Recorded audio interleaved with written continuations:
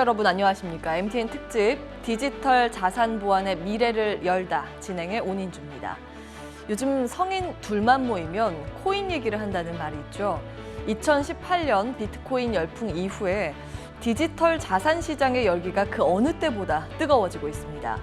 이미 1분기 거래액이 작년의 전체 거래액을 훌쩍 뛰어넘으면서 그야말로 코인 광풍이란 말을 실감케 하고 있습니다. 하지만 이렇게 열기를 더해갈수록 내 자산은 안전하게 지킬 수 있을까 하는 보안의 문제가 가상자산 시장의 가장 큰 리스크가 되고 있는 게 사실인데요. 시장이 커질수록 그 중요성이 부각되는 디지털 자산 시장의 보안 문제 어떻게 봐야 할지 오늘 저희와 함께 하시죠.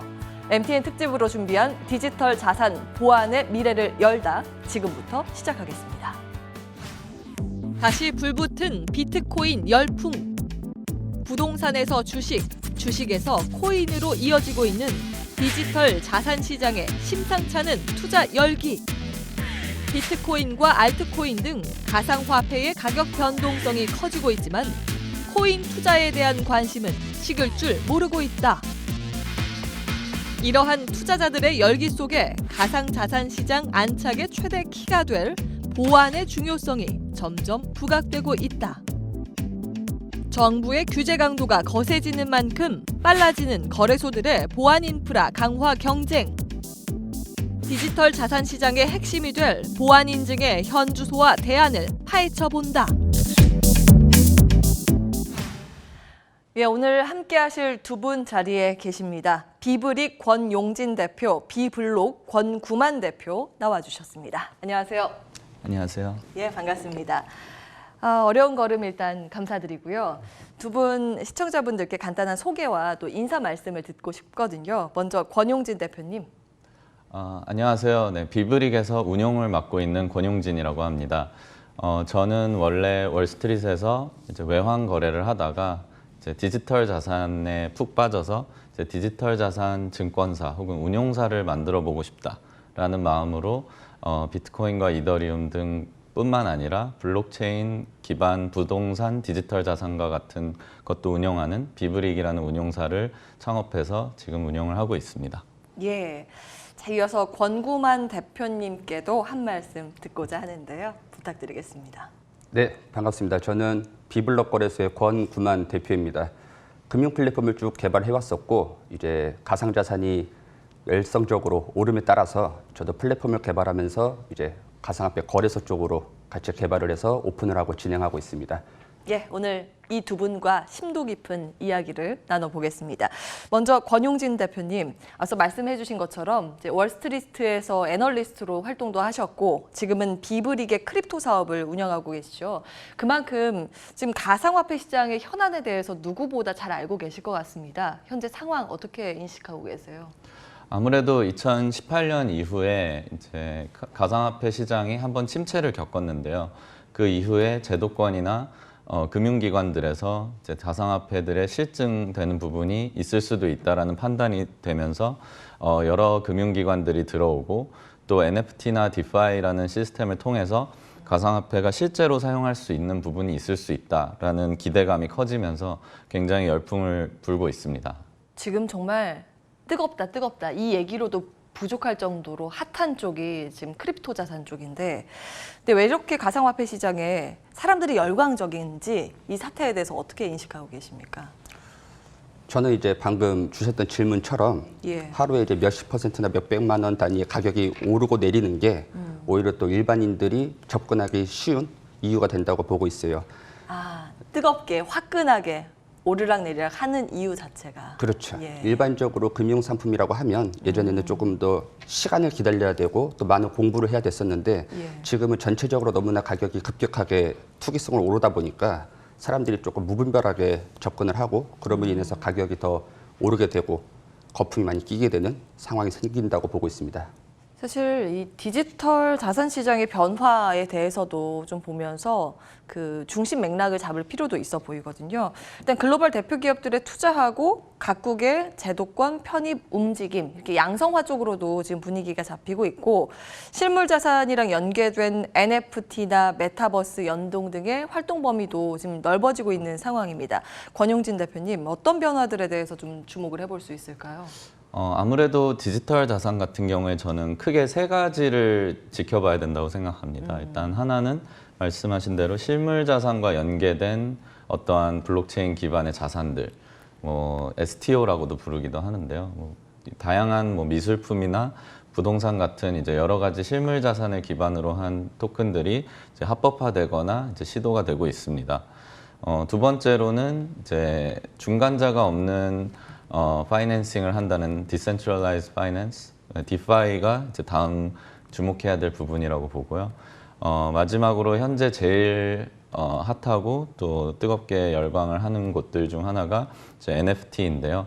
이제 NFT 같은 경우에 이더리움 기반 혹은 기타 다른 자산 기반의 토큰들이 이제 실제로 어떤 소유 증명에 사용할 수 있다라는 그런 기대감 때문에 이제 이 세 가지의 테마를 기반으로 한 여러 가지 가상 자산들이 요즘에 주목을 받고 있다고 할 수 있습니다. 네, 참 영역도 넓어지고 있고 앞으로 어떻게 어떤 모양으로 우리에게 다가오게 될지에 대해서도 이제 포인트가 될 것 같은데요. 이런 가상화폐 시장 열기 속에서 이제 또 부각되는 쪽이 서두에 말씀드린 것처럼 보안 이슈이지 않을까 싶거든요. 이제 해킹 리스크, 이 보안 문제가 시장에서 점점 중요해지고 있는데요. 권구만 대표님, 이에 대해서는 어떻게 판단하고 계십니까?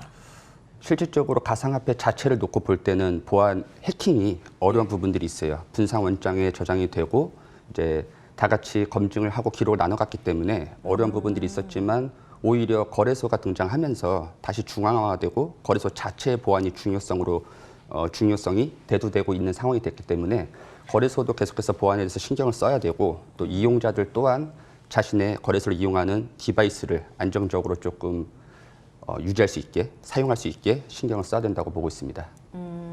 네, 사실 과거에요. 2017년, 2018년 때 그 굵직한 해킹 사건 때가 기억이 납니다. 많은 분들 아마 기억하고 계실 거예요. 근데 그때 상황도 궁금하고, 그때 기억으로는 거래소 차원에서 어떤 시장의 신뢰를 잃었다는 인식은 저는 남아 있거든요. 여기에 대해서 전체적으로 시장 인프라 보안상 취약점이나 이제 우리가 수정해야 될 부분이 어떤 게 있는지 궁금한데요. 권용진 대표님. 암호화폐 거래소 같은 경우에는 실제 암호화폐를 탈취당하는 경우가 많기 때문에 굉장히 위험하고요. 실제로 거래소들의 보안 담당자가 잠적을 한다던가 아니면은 그 키를 관리를 제대로 하지 못해서 유출이 된다던가 또 이런 것을 방지하기 위해서 차선책으로 멀티시그라 그래서 이제 여러 사람이 키를 조각조각 나눠 가지는 경우도 있지만 결국에는 그 조각을 가진 사람들끼리 합의를 하면 얼마든지 탈취가 가능하고 또 여러 레이어로 금고에 넣는다던가 키 관리를 하려고 하지만 또 결국에는 편의성 문제 때문에 이런 것들을 제대로 안 지키는 경우가 많습니다. 그래서 결국에는 거래소에 문제가 되고 또 암호화폐를 탈취당하는 경우에는 자구책이 없는 상황이었습니다. 근데 지금 혹시 그 과거와 비교했을 때 좀 어떤 부분이 개선됐는지 궁금하고요. 지금 가상 자산 시장 보안의 현 주소를 본다면 어느 정도 수준이라고 평가하시는지도 궁금합니다. 권구만 대표님. 저는 우선 과거와 지금을 비교해놓고 볼 때 거래소나 이제 가상화폐를 사용하는 이용자들의 보안적인 인식은 올라가고 있지만 시스템적으로 크게 발전이 되어 있다고 보지는 않고 있어요. 소프트웨어적인 보안들을 많이 하고 있고 대형 거래소들도 이제 그러한 보안을 더 신경을 쓰고 있고 또 국가에서도 ISMS 인증을 필수로 지금 필수 요소로 이제 만들어뒀기 때문에 거래소들이 그런 부분에서 계속해서 보안에 대한 인식을 늘려가고 있지만 이용자들 개인의 차원에서는 전혀 달라진 게 없다고 보고 있습니다. 그러면 이 보안 인증 시장에 대해서 대안은 무엇일까요? 보안 문제의 중요성이 커지다 보니까 이제 거래소 차원에서의 보안 강화를 위한 노력들도 지속되고 있는 것도 사실이긴 합니다. 관련해서 보안 특허를 인증받은 기업이 있다고 합니다. 화면으로 함께 만나보실까요? 보안 인증의 중요성이 커져가는 가상 자산 시장에서 자체 보안 솔루션을 기반으로 거래소 시장에 출사표를 낸 디지털 자산거래 플랫폼 기업. 세상의 모든 장소가 개인의 금고가 될 수 있다는 기치하에 디지털 자산 시장에 새로운 보안, 새로운 시작을 표방하고 있는데요. 오랜 기간의 준비 과정을 통해 지난 3월 19일 디지털 자산 시장에서 당당히 거래소를 론칭했습니다. 거래소 대상의 특근법이 강화되고 있는 이 시점. 실제로 어떤 준비를 해왔을까요? 최근 가상화폐의 가치가 급격히 상승하면서 이제 보다 안전하고 강력한 보안 기술이 시대적 니즈로 떠오르게 되었고, 자체 개발한 보안 솔루션을 적용하기 위해서 거래소 플랫폼은 물론 체결 엔진까지 모두 자체적으로 개발하게 되었습니다. 무엇보다 가장 독보적인 강점은 해킹 방지를 위한 기존의 4단계 인증 시스템을 한 단계 더 업그레이드 시킨 위치 기반 출금 서비스인데요. 휴대폰과 이메일, 계좌 등 다중 채널의 크로스 인증을 넘어 보안 시스템의 새로운 한계를 넘어설 위치 기반 보안 시스템입니다. 위치 기반 보안 출금 서비스란 이용자가 설정한 특정 위치가 일치하지 않으면 거래소 측에서 최종 출금이 거부되는 시스템으로서 이용자의 계정이 탈취되거나 해킹을 당하여도 본인의 자산을 안전하게 지킬 수 있는 강력한 보안 솔루션입니다. 이외에도 국내 최초로 가상화폐와 연동되는 NFT 마켓 론칭을 준비하고 있는데요. 예술품은 물론 아티스트의 희귀 앨범 등의 시장 가치를 저장하고 소유권 위변조 방지 등의 순기능을 하는 현 시대 새로운 대형 마켓으로 떠오르고 있습니다. 최근 어느 때보다 핫한 가상화폐 시장의 열풍 속에 투자자들의 투심을 잃지 않기 위한 최대의 과제는 바로 보안 인증. 과거와 같은 해킹 사고들에 무방비하게 노출되지 않기 위해 적극적인 투자와 연구 개발로 업그레이드된 보안 시스템 구축에 박차를 가하고 있어 그 발전 가능성이 더욱 궁금해집니다. 예, 이렇게 시장에서 보안 문제가 화두가 되고 있는 만큼 거래소 측면에서도 경쟁력이 여기에 좀 초점이 맞춰져 있지 않나 싶습니다. 네, 권구만 대표님, 지난달에 디지털 자산거래 플랫폼을 또 론칭하셨다고 들었거든요. 소개 좀 부탁드리겠습니다. 예, 저는 3월 19일에 가상화폐 거래소를 오픈을 했고요. 또 ISMS 인증 절차를 거치면서 진행을 하고 있습니다. 신생 거래소다 보니까 NFT 마켓이라든가 가상화폐 관련된 분야에서의 새로운 기술들을 조금 더 많이 직접적으로 접목을 해서 이용자분들이 단순하게 거래소에서 사고 파는 행위로 끝나지 않고 새로운 기술들에 대해서 조금 더 빠르게 밀접하게 적응하고 또 사용할 수 있게 하기 위해서 많은 기획을 준비하고 있습니다. 예. 영상에서도 확인을 했는데 눈에 띄는 부분이 위치 기반 보안 출금 서비스인데 이게 어떤 건지 조금 더 설명해 주실 수 있을까요? 네.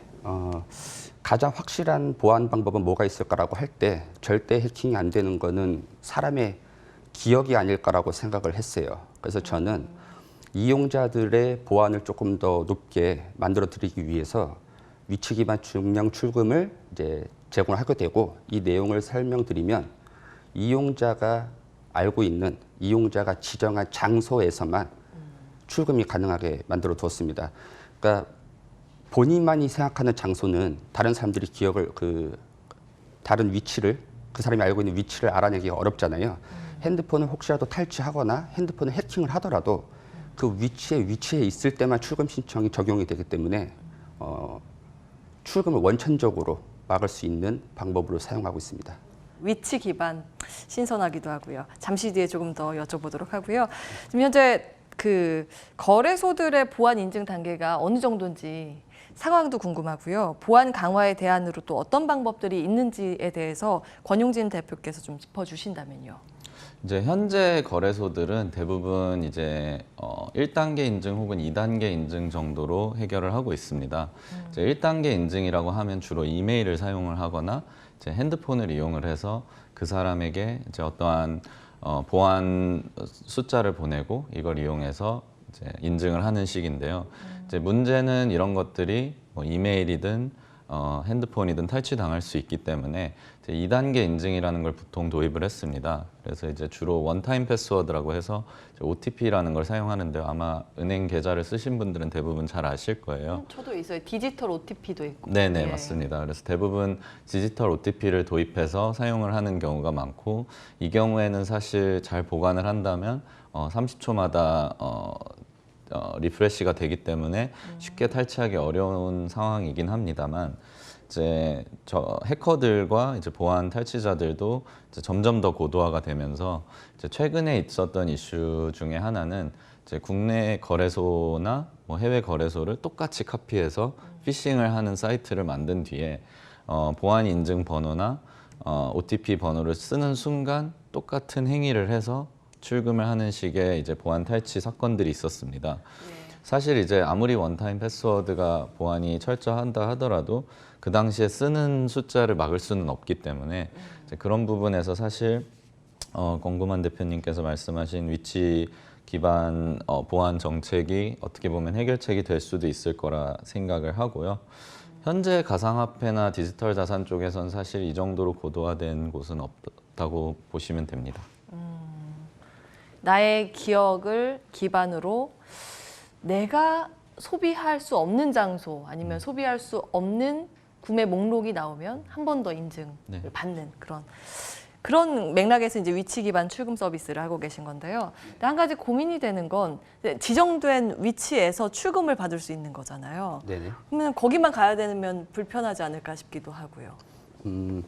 우선 위치 기반 출금 서비스를 예. 사용할 수 있고 누구나 이용할 수 있게 만들어 두었지만 이건 선택적으로 사용할 수 있게 해뒀습니다. 아, 변경할 수 있는 거예요? 네네. 너무 잦은 출금이라든가 혹은 개별적으로 자신의 보안에 대해서 자신이 있으신 분들은 사용하지 않으셔도 되지만, 아까 이제 권영재 대표님께서 말씀해 주셨던 것처럼 이 단말기를 해킹하고 그런 것들 빼가는 기술들이 너무나 빠르게 발전을 하고 있고 최근에도 사례들이 나오고 있기 때문에 이왕이면 켜두는 게 좋다고 보고 있어요. 저는 그 특정한 장소라는 걸 따졌을 때 편한 장소일 수도 있고 어려운 장소일 수도 있지만 우리 사람들이 이제 돈을 벌기 위해서 항상 같은 곳에 출근을 해서 일을 하잖아요. 그렇죠. 예, 돈을 벌기 위해서 움직이는 거는 괜찮고 내 자산을 지키기 위해서 움직이는 건 불편하다고 생각한다면 그것도 어느 정도 모순이 있지 않을까라고 생각을 하고 있습니다.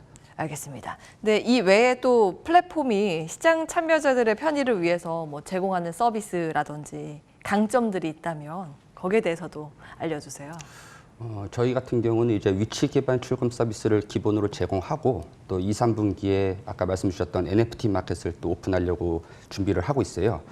NFT 마켓의 경우는 이제 대체 불가능 토큰 이렇게 불리는데 아직까지 한국에서는 많이 활성화가 되어 있지는 않다고 보고 있습니다. 해외에서는 큰 금액의 거래 사례들이 나오고 있지만 뭐 ERC 721, ERC 1155 이런 경우들의 토큰을 낯설어 하거나 발행을 하지 못하거나 하는 경우들이 많기 때문에 저희는 이러한 시장도 새롭게 접목을 해서 이용자들이 자신의 디지털 자산을 업로드할 때 몇 번의 클릭만으로 발행까지 같이 돼서 입혀서 업로드할 수 있도록 조금 올인원 마켓플레이스를 제공하려고 개발 중에 있습니다. 다방면으로 진화를 또 네. 시도를 하고 계시고 여러 가지 기술력도 고민을 하고 계십니다. 자, 권용진 대표님, 근데 최근 가상화폐 열풍에 지금 정부도 칼을 빼들고 있잖아요. 불법 거래 단속을 대대적으로 예고하기도 했고 특근법이 강화되면서 뭐 거래소의 정부 허가가 또 필수가 되고 있다는 얘기도 들리거든요. 이게 어떤 내용인지 좀 자세히 전해주세요. 네, 일단 정부에서 이제 9월 이후부터는 가상자산 사업자가 아니면은 이제 뭐 거래소와 같은 이제 가상자산을 다루는 사업을 할 수 없게 특근법이라는 거를 만들었고요. 그 법 안에 이제 ISMS라는 인증을 받지 않으면 가상자산 사업자가 될 수 없다는 내용이 포함되어 있습니다. 즉 ISMS가 뭐 가상자산 사업자가 되기 위한 뭐 필수 조건 같은 건데요. 이제 ISMS 같은 경우에는 이제 주로 이제 금융기관이 받는 여러 가지 보안 관련된 인증입니다. 그래서 이제 한국인터넷진흥원이 심사를 하고요. 그것 같은 경우에는 단순히 이제 보안의 뭐 기술적인 측면도 있지만 말씀드린 것처럼 이제 인적인 부분도 굉장히 많이 점검을 합니다. 뭐 대표적으로 이제 보안 담당자가 이 사람이 어떠한 뭐 금고문을 열었을 때 이제 기록을 남기고 감시 하에 항상 하고, 그다음에 이제 망 같은 경우에도 내부망과 외부망을 분리를 해서 아까 말씀드렸듯이 이제 키가 쉽게 유출될 수 없도록 이제 내부에서 사용하는 키들은 내부에서만 이용할 수 있고, 뭐 인터넷 서핑을 보안 담당자가 한다든지 이런 위험에 노출되는 거를 원천적으로 막는 그런 인증 시스템이고, 사실 굉장히 어려운 인증이기 때문에 이거를 통과를 한다는 것 자체가 기본적인 보안 시스템을 달성했다라고 이제 인정을 해주는 분위기입니다. 자격이 필요한 거네요. 네, 맞습니다. 일정 정도의 관문을 넘어야 되는데, 앞서서 권구만 대표님께서는 자산거래 플랫폼을 운영하고 계시니까 이거 인증에 대해서는 어떻게 진행하고 계신지 궁금한데요. 저희 쪽도 이제 ISMS 인증을 이제 받기 위해서 컨설팅 업체의 도움을 받아갖고 이제 진행을 하고 있어요. 저희도 요거에 맞춰서 진행을 하면서 뭐 구조적인 변경도 필요하고 또 내 외부망의 분리, 아까 말씀하셨던 부분들 필요하기 때문에 이런 것들을 컨설팅 업체 도움을 받아서 잘 맞춰서 또 진행을 하고 있습니다. 순조롭게 진행이 되기를 네네. 기원하면서 이 플랫폼이요, 앞으로 가상자산 보안에 어떤 역할을 하기 위한 것을 목표로 두고 있는지도 궁금하고, 비전에 대해서 말씀을 해주신다면요. 저는 우선 보안이라는 건 거래소가 기본적으로 당연히 갖춰야 되는 거라고 보고 있고요. 근데 이 거래소는 이용자들 덕분에 이제 또 수익을 내고 살 수 있기 때문에 그 이용자들의 보안도 거래소가 어느 정도 도움을 줄 수 있으면 좋지 않을까라고 생각을 합니다. 중요하죠. 예. 은행에서도 뭐 보안 카드라든가 여러 가지 절차를 만들어서 이용자가 부득이한 출금이라든가 문제가 생기지 않도록 최대한 도우려고 하는데, 거래소 쪽에서는 이런 것들이 부족했다 보니까 저도 POL이라는 시스템을 제공하고 있지만 다른 거래소들도 이용자들의 자산을 보호할 수 있는, 자신들의 회원을 보호해줄 수 있는 것들의 보안에 대한 것들을 만들어서 서로가 이렇게 같이 경쟁을 하면서 좀 건전한 시장을 만들었으면 하고, 저는 이제 신생거래소를 운영하는 입장에서 거래도 거래지만 아까 말씀드렸던 것처럼 새로운 시도를 많이 하고 다양한 기술들을 이용자들한테 선보일 수 있게 만들어 보고자 하고 있습니다. 예. 사용자는 결국 제 이야기이고 또 여러분의 이야기니까요. 앞으로도 보안 문제에 힘써 주시기를 부탁드리겠습니다. 자, 권용진 대표님, 디지털 자산시장 보안과 관련해서 정부와 거래소, 상장기업 각각 어떤 방향으로 그 제도 정립을 해야 하는지 여기에 대해서 좀 답변 부탁드릴게요. 네, 아무래도 이건 사실 이쪽에 업계에 계신 분들이 항상 하는 이야기인데요. 이 디지털 자산 시장이라는 게 이제 기술과 금융이 좀 융합되어 있는 곳이다 보니까 이제 기술 면만 보고 제도를 만든다던가 금융 면만 보고 제도를 만든다던가 하는 경우가 너무 많습니다. 근데 이제 이게 어느 정도 중간 단계에 있는 것이고 이제 장려를 해야 될 부분도 있고 잘 정리를 해야 될 부분도 있는데, 그런 면에서 사실 디지털 자산 측에 특히나 이번에 나온 특근법이나 가상자산 사업자 같은 경우에도 뭐 저도 이제 사업을 운영하는 입장에서 굉장히 이제 보완책이 많이 필요합니다.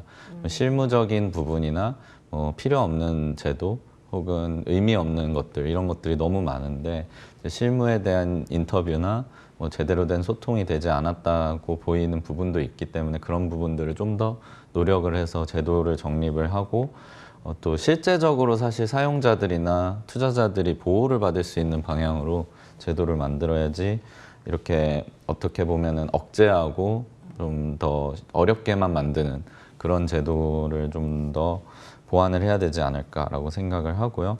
마찬가지로 거래소나 기업들 입장에서도 이런 것들이 뭐 단순하게 지금 굉장히 수익성이 좋은 사업이고 어떻게 보면 이런 것들을 우회하기 위해서 사실 많은 기업들이 뭐 해외로 이제 이전을 하거나 뭔가 다른 방법을 찾고 있는데요. 이제 그런 부분들을 어떻게 보면 오히려 더 먼저 나서서 이제 정부기관이나 기타 주변 기업들과 함께 협력을 해야 되지 않을까 생각을 하고 있습니다. 네. 자, 이렇게 오늘 디지털 자산 시장의 보안 문제에 대해서 소중한 말씀 나눠봤습니다. 비브릭 권용진 대표, 비블록 권구만 대표와 함께했습니다. 두 분 말씀 고맙습니다.